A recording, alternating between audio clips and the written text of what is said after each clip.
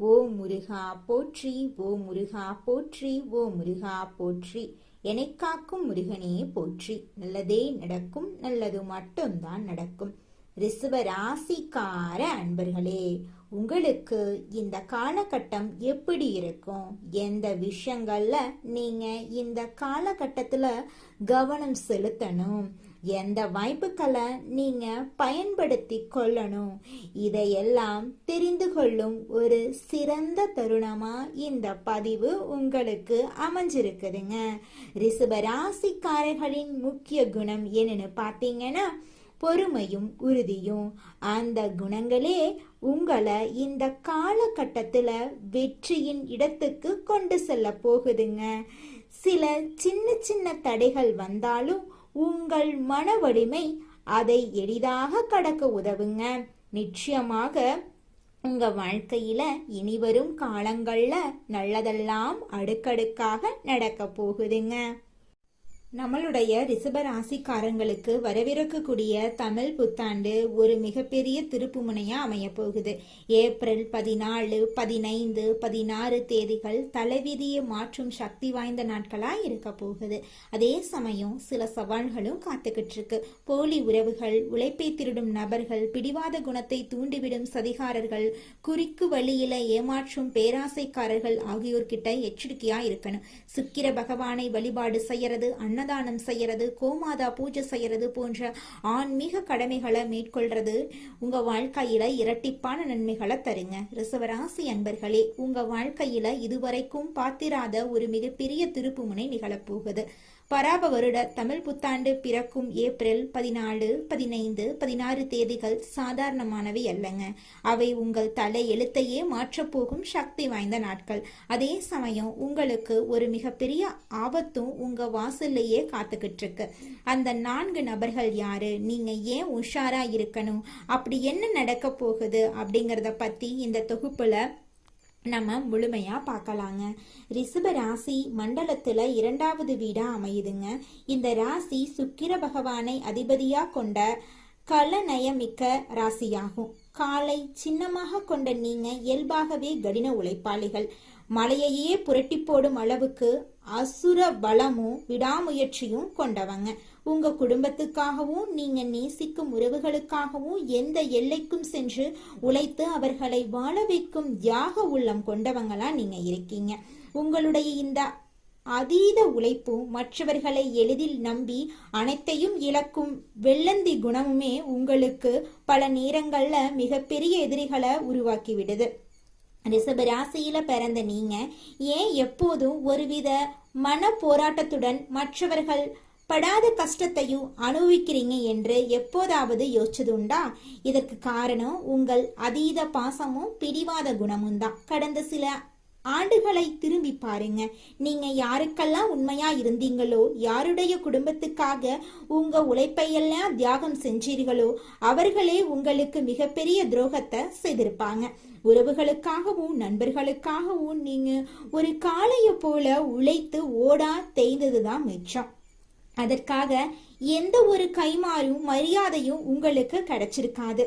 உங்க கையில பணம் இல்லாவிட்டாலும் மற்றவர்கள் கஷ்டப்படுறத பார்த்து உங்க சேமிப்பை எல்லாம் கொடுத்து உதவி செஞ்சிருப்பீங்க.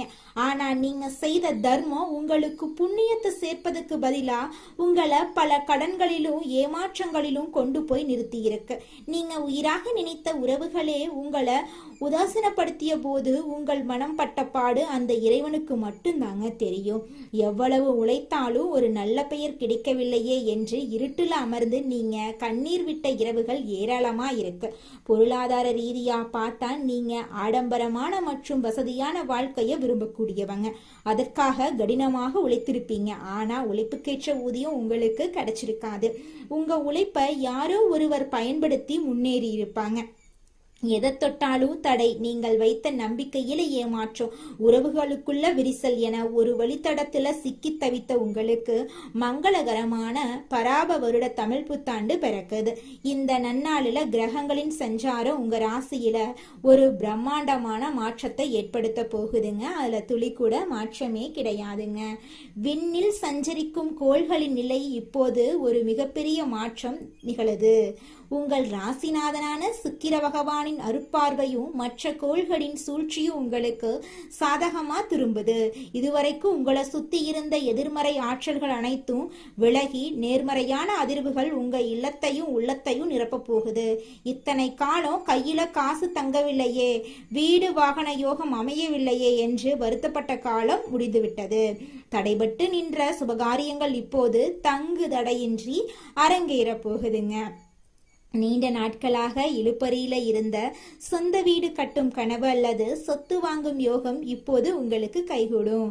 எதிர்பாராத திசையிலிருந்து பணவரவு உண்டாகும். நீங்க இழந்த உங்கள் பழைய நிம்மதியான மற்றும் வசதியான வாழ்க்கை உங்களை தேடி வரும். இது வெறும் அதிர்ஷ்டம் மட்டுமல்ல, உங்கள் கடினமான உழைப்புக்கும் நேர்மைக்கும் இறைவன் கொடுக்கும் அங்கீகாரங்க. தொழில் மற்றும் வேலைவாய்ப்பு குறித்து பார்த்தோம்னா இது ஒரு புரட்சிக்கான மாற்றமா இருக்கும். தகுந்த அங்கீகாரம் கிடைக்காம உழைத்து தேய்ந்த உங்களுக்கு உங்கள் திறமைக்கு ஏற்ற உயரிய பதவிகள் தேடி வரும். வியாபாரத்துறையில இருக்கிறவங்களுக்கு இது ஒரு பொற்காலம். நீங்க இழந்த பலத்தை பல மடங்காக திரும்ப பெறும் நேரம் இது. புதிய தொழில் தொடங்குவதற்கும் புதிய முதலீடுகளை செய்வதற்கும் இதுவே மிக சிறந்த தருணம். பிரிந்து சென்ற உறவுகள் உங்கள் அருமையை புரிந்து கொண்டு மீண்டும் உங்களை தேடி வருவாங்க. இந்த ஏப்ரல் 14, 15, 16 ஆகிய தேதிகள்ல உங்கள் உழைப்புக்கு 100% வெற்றி கிடைக்கும். நீங்கள் எடுக்கும் ஒவ்வொரு சிறிய முடிவும் பின்னால ஒரு மிகப்பெரிய ஆலமரமா வளர்ந்து உங்களுக்கு நிழல் தரும். ரிஷப ராசிக்கார நேயர்களே, இப்போது நாம் பார்க்க போகும் இந்த பகுதி உங்க வாழ்வின் மிக முக்கியமான ஒரு எச்சரிக்கை மணி.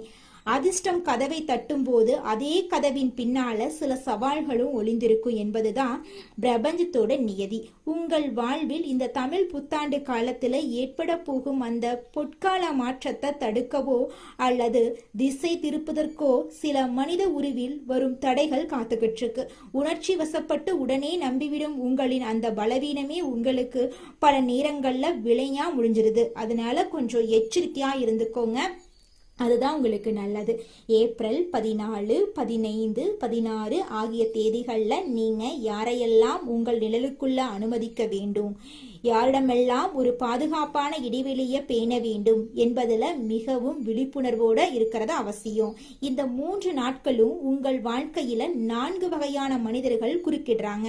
முதலாவதாக உங்கள் இரக்க குணத்தை சுரண்ட நினைக்கும் போலி உறவுகள், இரண்டாவதாக உங்கள் உழைப்பை திருடும் நயவஞ்சகர்கள், மூன்றாவதாக உங்கள் பிடிவாத குணத்தை தூண்டிவிடும் வேடிக்கை பார்க்கும் சதிகாரர்கள், நான்காவதாக குறுக்கு வழியில் ஆடம்பரத்தை காட்டி ஏமாற்றும் பேராசைக்காரர்கள்.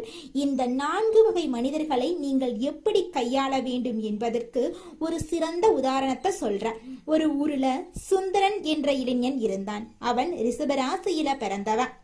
மிகவும் கடின உழைப்பாளி, அனைவரிடமும் பாசமாக பழகுவான். ஆனா முன்போகமும் பிடிவாதமும் கொண்டவன். அவன் பலருக்கு உதவி செய்து தன் சொத்துக்களை இழந்து நின்றவன். ஒரு நாள் ஒரு முதியவர் அவன்கிட்ட வந்து, ஏப்ரல் 14, 15, 16 ஆகிய 3 தேதிகளும் உன் தலையெழுத்தை மாற்றும் நாட்கள். ஆனா 4 உருவங்கள்ல உனக்கு சோதனைகள் வரும். நீ எதற்கும் உணர்ச்சி வசப்படாமலும் கோவப்படாமலும் மௌனமா இருந்தா உனக்கு மாபெரும் பொற்காலம் காத்துக்கிட்டு இருக்கு அப்படின்னு எச்சரித்தாரு. புத்தாண்டு தினமான ஏப்ரல் 14 அதிகாலை சுந்தரனின் தூரத்து உறவினர் ஒருவர் வந்து, தனக்கு பெரிய மருத்துவ செலவு, உடனே உன் பணத்தை கொடு என்று போலியா அழுதாரு. சுந்தரனுக்கு பாசம் தடுத்தாலும் முதியவரோட எச்சரிக்கை நினைவுக்கு வர நிதானமா எந்த பதிலும் கூறாம தன்னிடம் பணம் இல்லை அப்படின்னு உறுதியா கூறினா. பிறகுதான் தெரிந்தது அவர் அந்த பணத்தை வேறு ஒரு ஆடம்பர செலவுக்கு பயன்படுத்த நினைத்தது. ஏப்ரல் 15ஆம் தேதி சுந்தரனின் சக ஊழியர் ஒருவன் சுந்தரனை பார்த்து, நீ ஒரு முட்டாள், உனக்கு எந்த வேலையும் உருப்படியா செய்ய தெரியாது அப்படின்னு வம்புக்கு இழுத்தான். சுந்தரனுக்கு கோபம் உச்சிக்கு சென்றாலும் இது சதி என்று உணர்ந்து அமைதியா தன் வேலைய பார்த்தான். ஏப்ரல் 16ஆம் தேதி ஒருவன் வந்து, இந்த திட்டத்துல பணத்தை போட்டா ஒரே மாசத்துல உனக்கு பல மடங்கு லாபம் கிடைக்கும் அப்படின்னு ஆசை காட்டினான். இது 3வது சோதனை என்று உணர்ந்த சுந்தரன் தன் உழைப்பை மட்டுமே நம்புவேன் அப்படின்னு கூறி அவனை அனுப்பிட்டான். யார் பேச்சையும் கேட்டு கோவப்படாம ஆசைப்படாமலும் மௌனம் காத்தான். அந்த 3 நாட்களும் அவன் காட்டிய நிதானமும் எச்சரிக்கையுமே அவனை காப்பாற்றியது. ஏப்ரல் 17ஆம் தேதி அவனது பொறுமையும் நேர்மையும் கடின உழைப்பையும் பல நாட்களாக கவனித்து வந்த அந்த நிறுவனத்தின் உரிமையாளர் சுந்தரனுக்கு ஒரு மிகப்பெரிய பதவி உயர்வையும் பெரிய பொறுப்பையும் வழங்கி கௌரவித்தார். ரிஷபராசிக்கார அன்பர்களே, சுந்தரை போல நீங்களும் எச்சரிக்கையா இருக்கணும். உங்க வாழ்க்கையில வீசப்போகும் இந்த அதிர்ஷ்ட காற்ற அப்படியே தக்க வைத்துக் கொள்ளணுங்க. வரப்போகும் நன்மைகளை இரட்டிப்பாக்கி கொள்ளவும் நீங்க செய்ய வேண்டிய ஆன்மீக கடமைகள் குறித்து இப்போது நம்ம பார்த்தோம். ஏப்ரல் 14, 15, 16 ஆகிய தேதிகள்ல நீங்க மேற்கொள்ள வேண்டிய சில எளிய அதே சமயம் மிக வலிமையான வழிபாட்டு முறைகள் உங்க தலையெழுத்தையே மாற்றும் வல்லமை கொண்டதுங்க. முதலாவதாக உங்க ராசிக்கு அதிபதியான சுக்கிர பகவானின் அருளையும் மகாலட்சுமியின் ஆசியையும் பெறுவது மிக மிக முக்கியங்க.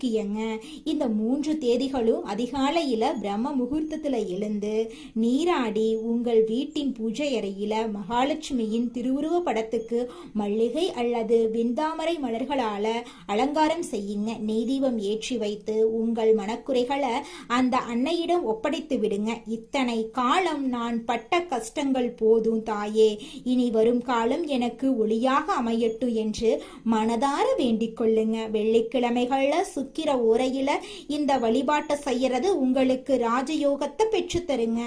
அடுத்ததாக உங்களுடைய வாழ்க்கையில இருக்கக்கூடிய அனைத்து பிரச்சனைகளும் காணல் நீரா கரைஞ்சு போக சிறந்த தானமான அன்னதாத்த பண்ணுங்க. உங்கள் வசதிக்கு ஏற்ப ஏழை எளியவர்களுக்கோ அல்லது ஆதரவற்ற பெண்களுக்கோ உங்களால முடிந்த உதவிய உணவுகளை அழியுங்க. குறிப்பா இந்த புத்தாண்டு நாட்கள்ல தயிர் சாதம், பால் சாதம் அல்லது வெள்ளை நிற இனிப்பு வகைகளை தானமா வழங்குறது உங்க ஜாதகத்துல உள்ள தோஷங்களின் வீரியத்தை குறைக்கும். ரிஷப ராசிக்காரங்க கட்டாயம் செய்ய வேண்டிய மிக முக்கியமான பரிகாரம் கோமாதா பூஜை. பசுமாடுகளுக்கு அகத்திக்கீரை இல்லைன்னா வாழைப்பழம் கொடுக்கிறது உங்கள் வாழ்க்கையில உள்ள சகல தோஷங்களையும் நீக்கி செல்வ செழிப்பை உண்டாக்குங்க. இந்த 3 நாட்களும் நீங்க வெள்ளை அல்லது சந்த நிற ஆடைகளை அணிவது உங்களுக்கு ஒரு கூடுதல் பலத்தை தரும். இது உங்களை சுற்றி ஒரு தெய்வீக பாதுகாப்பு கவசத்தை உருவாக்கி எதிர்மறை எண்ணங்கள்ல இருந்து உங்களை பாதுகாக்கும். இந்த நாட்கள்ல நீங்க எடுக்கும் ஒவ்வொரு முடிவும் உங்கள் எதிர்காலத்தை நிர்ணயிக்கும். அப்படிங்கறதால எந்த ஒரு காரியத்தையும் கோபத்திலோ அல்லது உணர்ச்சி வசப்பட்டோ செய்யாதீங்க. யார்கிட்டையும் வாக்குவாதம் செய்யாதீங்க. உங்கள் மௌனம்தான் இந்த 3 நாட்கள்ல உங்கள் மிகப்பெரிய வலிமையா இருக்கணுங்க. உங்கள் வெற்றி கனிகள் கனிந்து உங்கள் கைக்கு வரும் வரை அதை ரகசியமாகவே வச்சிருங்க. நீங்க செய்யும் இந்த எளிய ஆனா வலிமையான பரிகாரங்கள் உங்க பாதையில இருக்கிற முட்களை அகற்றி மலர்பாதையா மாத்துங்க. இந்த எச்சரிக்கைகளை மனசுல கொண்டு நிதானமா செயல்பட்டா ரிஷபராசிக்காரர்களுக்கு இந்த புத்தாண்டு நிச்சயமாக மாபெரும் பொற்காலமா மாறுங்க. அதுல துளி கூட மாற்றமே கிடையாதுங்க. அடுத்ததாக நம்முடைய ரிஷபம் ராசியில் இருக்கக்கூடிய ஒவ்வொரு நட்சத்திரக்காரர்களுக்கும் இந்த மாதம் எப்படி அமைஞ்சிருக்குன்னு தெரிஞ்சுக்கலாங்க. நம்மளோட ரிஷபம் ராசியில் இருக்கக்கூடிய முதலாவது நட்சத்திரம் கார்த்திகை 2, 3, 4ஆம் பாதம். உங்களுக்கு இந்த மாதம் எப்படி அமைஞ்சிருக்குன்னு தெரிஞ்சுக்கலாங்க. இந்த மாதம் கடந்த காலத்துல உங்களை விட்டு சென்றவர்கள் திரும்பி வந்து உங்களை சேர போறாங்க. உங்களுடைய உறவுகள் பலப்பட போகுது. தொலைபேசி தொடர்பு மூலமா சிலர் புதிய தொழில் ஒப்பந்தங்களை ஏற்படுத்தி லாபம் தேடும் முயற்சியில ஈடுபடலாம். குடும்பத்தின் மகிழ்ச்சிக்கு குறை இருக்காது. சுப நிகழ்ச்சிகள் உங்களோட குடும்பத்துல அடுக்கடுக்கா நடக்க போகுது. உங்களோட ஆசைகள் கனவுகள் எல்லாமே நிறைவேற போகுது. உங்களுடைய வாழ்க்கையில தடை தாமதம் அப்படிங்கிற பேச்சுக்கெல்லாம் துளி கூட இடம் கிடையாதுங்க. அடுத்ததாக நம்முடைய ரிஷபம் ராசியில் இருக்கக்கூடிய நட்சத்திரம் ரோஹிணி. உங்களுக்கு இந்த மாதம் எப்படி அமைஞ்சிருக்குன்னு தெரிஞ்சுக்கலாங்க. இந்த மாதம் சில அத்தியாவசிய தேவைகளுக்கு செலவு செய்ய பணம் பற்றாக்குறையை சந்திக்கலாம். அதை கண்டு நீங்க அச்சப்படக்கூடாதுங்க. ஒரு பிரச்சனை முடிந்ததும் இன்னொரு பிரச்சனை உருவாகலாம். அதை கண்டு நீங்க பயப்படக்கூடாது. ஆனாலும் மகிழ்ச்சியா நீங்க இருக்கணும். உங்கள் பிரச்சனைகள் எவ்வளவு இருந்தாலும் தோல்வியும் தொய்வும் இல்லாம நீங்க சமாளிச்சீங்கன்னா நிச்சயமா உங்களால வாழ்க்கையில ஜெயிக்க முடியுங்க. நல்லதே நடக்குங்க. நல்லது மட்டும் தாங்க நடக்கும். கெட்டது அப்படிங்கிற பேச்சுக்கெல்லாம் துளி கூட இடம் கிடையாதுங்க.